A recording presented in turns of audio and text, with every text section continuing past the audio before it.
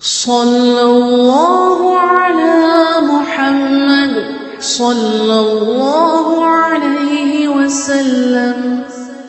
സല്ലല്ലാഹു അലാ മുഹമ്മദ് സല്ലല്ലാഹു അലൈഹി വസല്ലം. നിങ്ങളെ കൽബിന്റെ ഭക്തി ഞാൻ കാണുന്നുണ്ട്. നല്ല ഭക്തിയോടെ നിസ്കരിക്കണം, നല്ല ചിന്തയോടെ നിസ്കരിക്കണം. സുന്നത്തുകളൊക്കെ പാലിച്ചുള്ള നിസ്കാരമാകണം നമ്മുടെ നിസ്കാരം. സഹോദരങ്ങളെ, ഫർള് നിസ്കാരങ്ങളുടെ എല്ലാ ഫർള് നിസ്കാരങ്ങളുടെയും ആദ്യത്തെ 2 റക്അത്തില് ഒറ്റക്ക് നിസ്കരിക്കുന്ന ആളാണെങ്കിൽ സൂറത്ത് ഓതല് സുന്നത്തുണ്ട്. ഇമാമിന്റെ കൂടെ നിസ്കരിക്കുന്ന ആളാണെങ്കിൽ ഇമാമ് സൂറത്ത് ഓതുമല്ലോ. മഅ്മൂമിന് സൂറത്ത് ഓതലപ്പ സുന്നത്തില്ല. അതേ സമയത്ത് ഒറ്റക്ക് നിസ്കരിക്കുന്നതാണോ ളുഹ്റ്, ഫാത്തിഹ ഓതിയിട്ട് റുക്കൂയിൽ പോകരുത്. ഒരു ചെറിയ സൂറത്ത് നിനക്ക് കിട്ടുന്ന ഏതെങ്കിലും ഒരു സൂറത്ത്, അത് സൂറത്തുൽ കൗസർ ആണെങ്കിലും ശരി, ഒന്ന് ഓതിയേക്കണം. 2ാമത്തെ റക്അത്തിലും അതുപോലെ ഒരു സൂറത്ത് ഓതിയേക്കണം. അസ്റിനും അങ്ങനെ തന്നെ ആദ്യത്തെ 2 റക്അത്തിൽ ഫാത്തിഹയ്ക്ക് ശേഷം സൂറത്ത് ഓതണം. മഗ്രിബിലും അങ്ങനെ തന്നെ, ഇശായിലും അങ്ങനെ തന്നെ, സുബഹിക്കും അങ്ങനെ തന്നെ. വീട്ടിൽ വെച്ച് ഒറ്റക്ക് നിസ്കരിക്കുന്ന ആള് മഗ്രിബിലും ഇശായിലും സുബഹിയിലും ആദ്യത്തെ 2 റക്അത്തുകൾ ഉറക്കയോതി നിസ്കരിക്കണം. അതാണ് സുന്നത്ത്. ഉറക്കയോതി നിസ്കരിക്കുന്ന നിസ്കാരത്തിൽ ഒറ്റക്ക് നിസ്കരിക്കുന്ന ആളും പതുക്കയോതുന്നത് കറാഹത്താണ്. ഉറക്കയോതി നിസ്കരിക്കേണ്ട ആദ്യത്തെ 2 റക്അത്ത് മഗ്രിബ്, ഇശാ ജമാഅത്തിലായിട്ടല്ല, ഒറ്റക്ക് നിസ്കരിക്കുമ്പോ തന്നെ സുബ്ഹി, അത് ഉറക്കയോതി നിസ്കരിക്കണം. അതാണ് അതിന്റെ സുന്നത്ത്. പുരുഷന്മാരാകുമ്പോ കുറച്ച് ഉറക്കെ ഓതാം, പെണ്ണുങ്ങളാകുമ്പോ അത്ര ഉറക്കെ ഓതാൻ പാടില്ല, എന്നാലും ചെറിയൊരു ശബ്ദം കൂട്ടിയിട്ട് ഓതണം. ആ രൂപത്തിൽ നിസ്കാരം നിർവഹിക്കണം.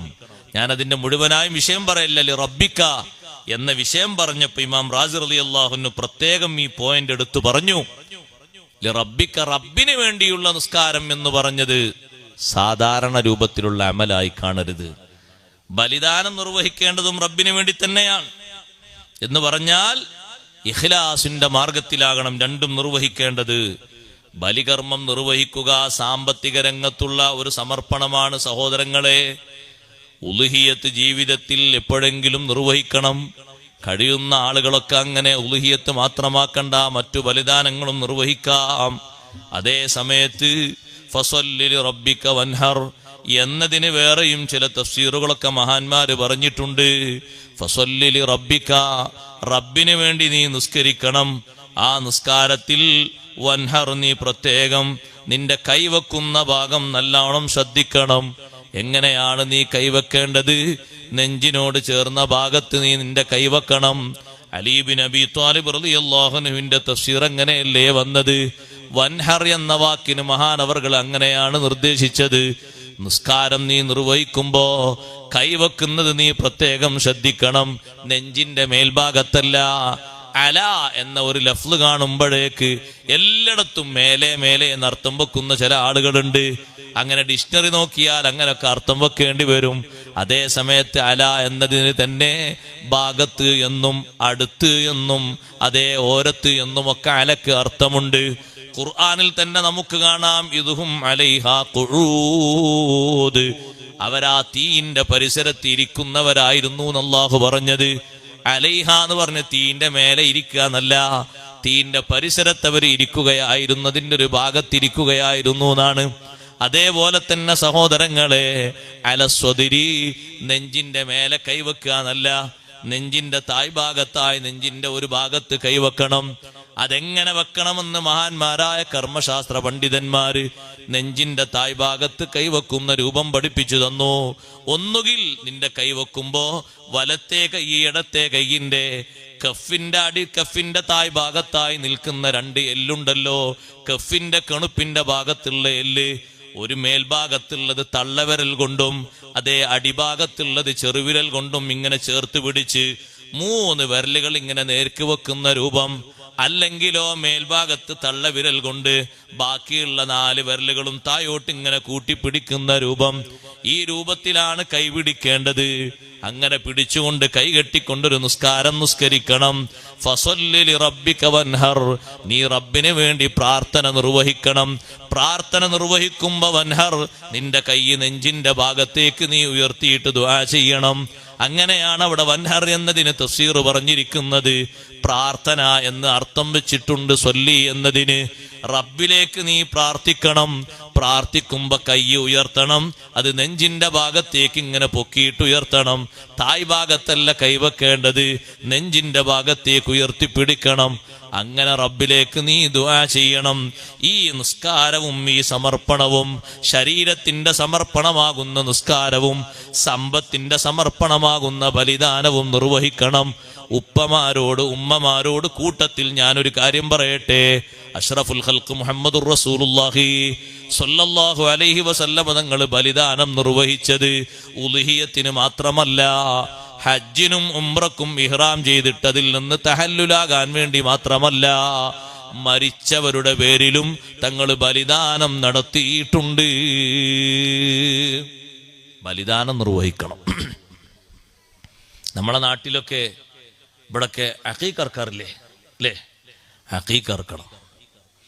എല്ലാവരും കുട്ടികൾക്ക് അഖീഖ അറക്കണം. പ്രായപൂർത്തി എത്തുന്നത് വരെ ബാപ്പക്ക് അതുപോലുള്ള രക്ഷിതാക്കൾക്ക് അതിന്റെ ചുമതലയുണ്ടാകും. പ്രായപൂർത്തി എത്തിക്കഴിഞ്ഞാൽ പിന്നെ അവരെ പെരടിയുന്നത് മാറും. അഖീഖ അറക്കുക എന്ന് പറഞ്ഞാൽ ഒരു പോത്തിനെ തന്നെ കൊണ്ടുവരണമെന്നില്ല. പോത്തും മൂരിയൊന്നല്ല അഫ്ദൽ ആടല്ലേ. പിന്നെ എന്തിനാ പോത്തിനെ തന്നെ തൊഴിച്ചുകൊണ്ടെന്ന്?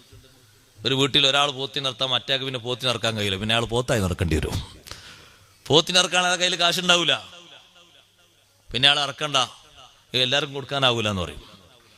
അറുത്തത് തന്നെ നിങ്ങൾ നോക്കി, ഇറച്ചിയല്ല വിതരണം ചെയ്യേണ്ടത്. ഇറച്ചിയാ വിതരണം ചെയ്യേണ്ടത്? വേവിച്ചാണ് കൊടുക്കേണ്ടത്. നല്ല ഒരു ആടിനെ അറുക്കുക, എന്നിട്ടത് വേവിച്ചിട്ട് കുടുംബക്കാരെയും അയൽക്കാരെയും ബന്ധപ്പെട്ടവരൊക്കെ വിളിച്ച് നല്ലൊരു ഭക്ഷണം ഉണ്ടാക്കി കൊടുക്കുക. അതാണ് ഉത്തമം.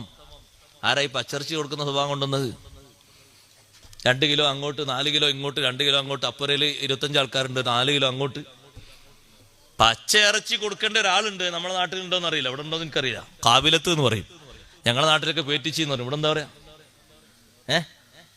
ഇവിടുത്തെ പേര് വേറെ ആയിരിക്കും. പ്രസവം എടുക്കുന്ന പെണ്ണിന് നെയ്സിനല്ല, വേറെ പെണ്ണ്.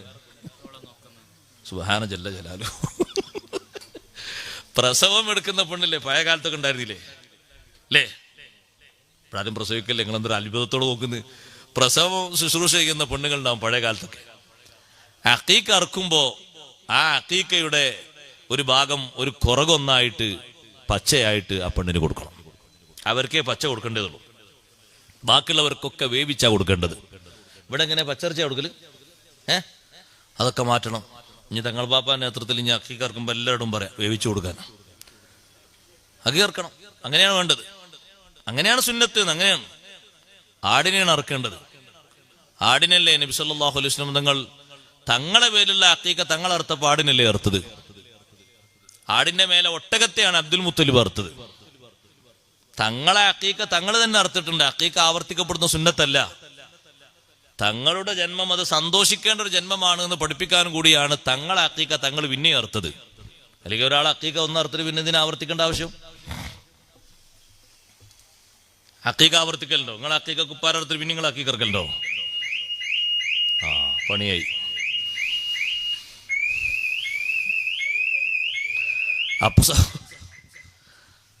അപ്പൊ സഹോദരങ്ങളെ, മരിച്ചവരെ പേരിലും അങ്ങനെ ബലിദാനമുണ്ട്.